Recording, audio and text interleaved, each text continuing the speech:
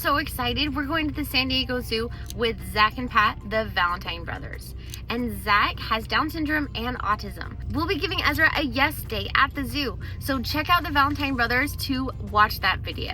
Be sure to subscribe. They have some fun, wholesome, and family-friendly, funny content. And as we spend the day together, we'll be sharing signs with you that your child who has Down syndrome may also have autism as well. And towards the end of this video, we share a bonus secret to help your child listen with one sentence. I actually used this secret on Ezra while we were visiting the pandas, and I didn't even realize that I had got it on video. Come on, we'll take you along with us to the San Diego Zoo.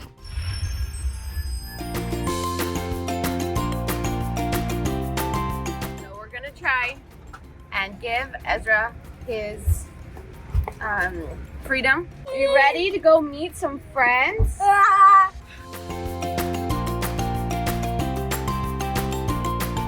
Zach is so awesome. He makes the trip to the zoo so much more fun. He's giving out hugs and being a friend to everyone. Why can't everyone be like that? Simon, do you like Pokemon cards? You want to open one? This is for you. Oh, wow, look at that. For you.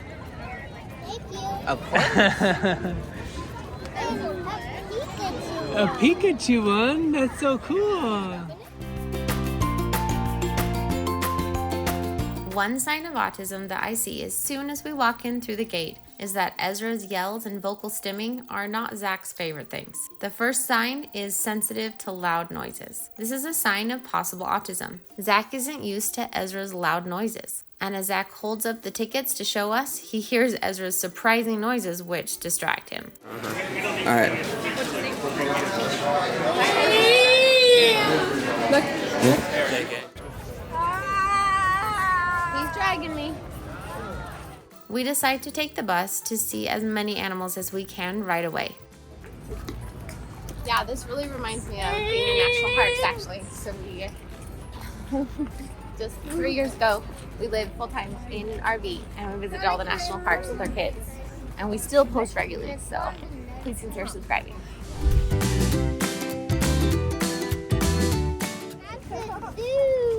Is that a zoo? Is that cool? Yeah, look at that jungle down there, huh? Do a high five? High five. Attack! Oh, I love it. So you do knuckles? Attack! There we go. Got the knuckles going. Hey, Ezra, come on. Ezra, let's go. Ezra, let's go. Come on up.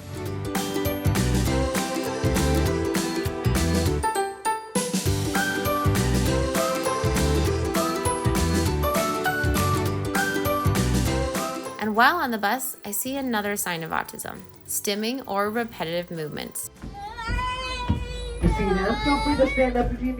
Now Ezra has some pretty obvious repetitive behaviors, such as stomping, biting his shirt, shaking his hands, and vocal stimming. Zach, on the other hand, shows some repetitive behaviors but aren't as obvious as Ezra's. You can see Zach repeatedly making movements with his mouth. His family says it's a typical thing for him to do many times a day. So when a behavior like that is that repetitive and occurs that often, then it becomes a sign of possible autism. Sign number 3 is sensitive to sensory input. Here, Ezra is not a fan of the guide's loud voice on the loudspeaker. The microphone has a lot of static, and I can tell that Ezra doesn't like it. You can see he's covering his ears right here. Now watch throughout the video how often Ezra covers his ears.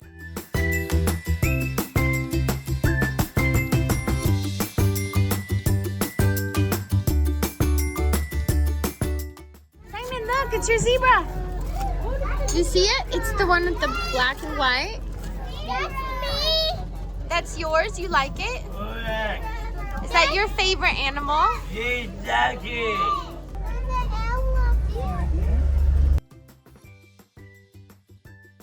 Here on the bus, Zach is possibly getting overstimulated and asks for a shoulder rub. This can help him regulate himself in a very overstimulating and surprising surrounding. The zoo can be really overstimulating.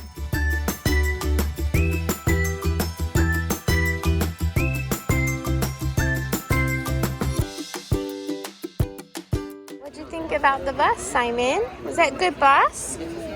Yeah, was it fun? Thumbs up? Do you like the bus? Do you like the bus?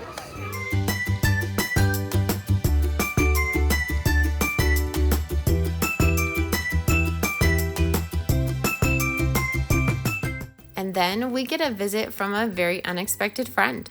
Whoa!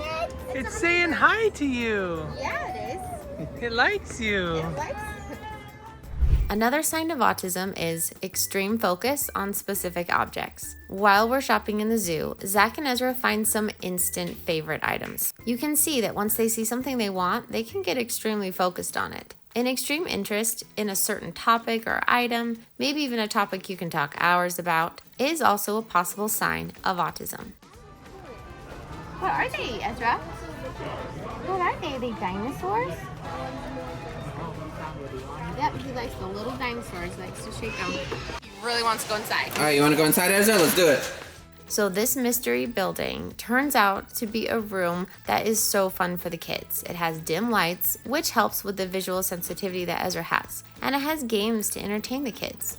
Ezra and Simon love the reptiles and the bugs that they get to see in this very creative building. My question is, how did Ezra know that he was gonna love what was ever inside this building? Being up high and seeing the whole zoo is enjoyable, and when we step off, I notice another similarity that Ezra, Simon, and Zach all have. It's something that I hadn't expected. Difficulty understanding social or cultural expectations. You know that cultural expectation of using a chair or bench to sit down when you're tired? Well, that doesn't apply for Ezra. Zach is sitting on the ground while waiting for us to get off the ski gondola. And I noticed this pattern with both my boys too. Not understanding social expectations, social cues, or body language are also signs of possible autism. All three of these guys have autism. They're all autistic, and yet they're all very different. It's good to remember that the autism spectrum is exactly that, a spectrum. Ezra has tried to run away so many times at this point that we just resort to using the toddler leash. He seems to like it better anyway because then we don't have to bug him about holding our hands constantly, which is something he doesn't like doing for a long time. Now the time that everyone has been waiting for, meeting the giant panda. The kids love the panda so much that we decided to give them one of their own to remember our time with the Valentine brothers. I like a panda. This is what I've been waiting for, like literally for years, to see the panda. Panda robot. Panda.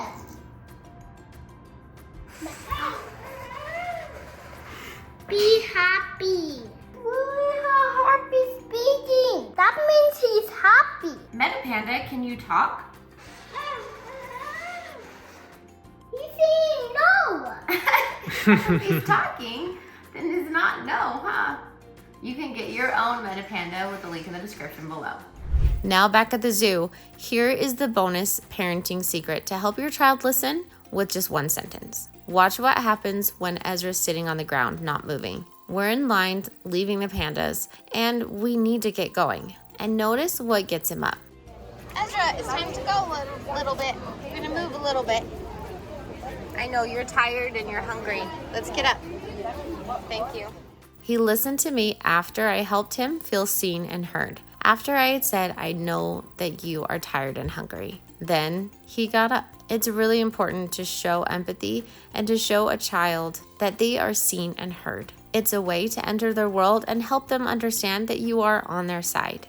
Put in the comments, do you like going to the zoo? And if so, what's your favorite animal to see? Now it's the end of our day and it's time to say goodbye to the amazing Valentine brothers. We've had a full day of fun and we don't want the day to end, but it's time. We love this rental property, and if you want to check out San Diego or go to the zoo, you should definitely check out this property in the link in the description below. Who was everybody's favorite animal? Mine was the panda. Mine is a cat. I like the foxes. I liked the turtles and the glowing fish. Ezra, what did you like? You like the turtle. I like the baby shark. You like the baby shark? I guess I liked the python.